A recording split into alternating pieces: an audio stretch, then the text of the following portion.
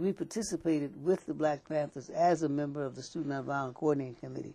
It's not that I left SNCC and then went with the Black Panthers. We were attempting to help educate members of the Panther Party, and in terms of better forms of struggle. I mean, I was recruited, as the Minister of Foreign Affairs for the Black Panther Party, but I resigned from that position because I was informed later that anybody black could join the Black Panther Party. And I didn't agree with that method of recruitment, and I felt it was going to provide would be the basis for a lot of danger. If you're going to say that anybody, because, just because you're black, you can join the Black Panther Party. I didn't agree with that.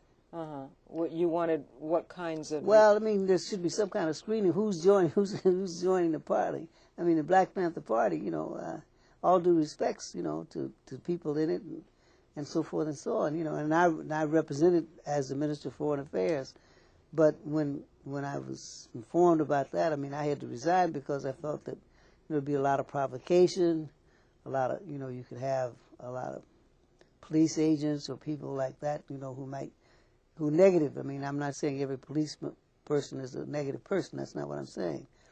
But you could have a lot of provocation. A lot of people are going to find themselves in a lot of danger. And this is one of the things that happened. Now, I was placed on the security index of the United States of America, and at the FBI's roster, and they went after black leadership, including Elijah Muhammad. I mean, it's been very difficult for black people in the United States, for black leaders, for black youth, to survive and to live. I mean, because of the efforts to destroy us as a people. But keep in mind now, we're not yet 200 years out of slavery. That's all I keep trying to urge all people to understand. I mean, there's some people who have been out of slavery 800 years, 2,000 years, but we're not yet out of slavery 200 years. So a lot of things that we are trying to learn, and, it takes time, and Things like what?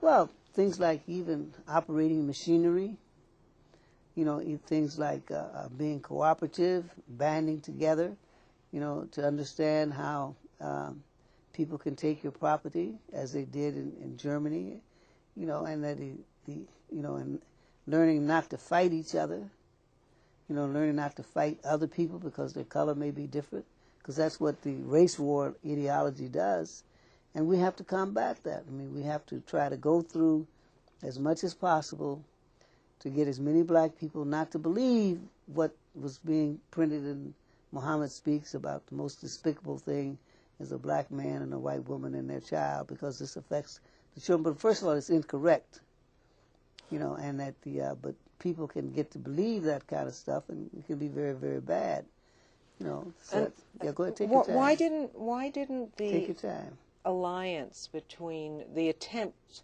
to form an alliance between the Panthers and the SNCC work? Well, because I think that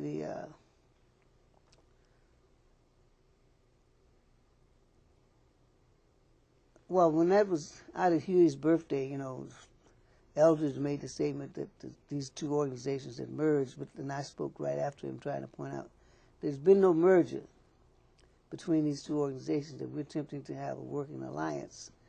We still had two separate organizations, the Black Panther Party as well as the Student Nonviolent Coordinating Committee. And that I represented both of those organizations even in Algeria, and, was able to get agreements with the Algerian government to open up an office for both of those organizations in Algeria. But that the Panthers under Cleaver, took up the offer, but the Student Nonviolent Coordinating Committee unfortunately was isolated from having any type of office in Algiers itself. But the main thing is that in terms of you have to keep in mind, one, we're not 200 years out of slavery. Two, every effort to destroy militant black organizations or organizations for change, will be made. I mean, like and that people have to be on guard and understand that, and try to have as much camaraderie with other groups as possible, and, you know, try to live as long as you can and try to secure yourself and your organization and the people that you're with. Now, I have opened up, no misunderstand me, at my 70th birthday party. I mean, I said very openly to everybody there that my position is that the time has come for us to look at the other side. I mean, we say the white races did this, but what has happened on the side of the black people? You know, we need to examine that, you know. We need to examine, are we being helpful to each other? Are we hurting people? You know, moral man, immoral society. I mean, how can you represent an immoral society if you yourself are not going to stress the morality question?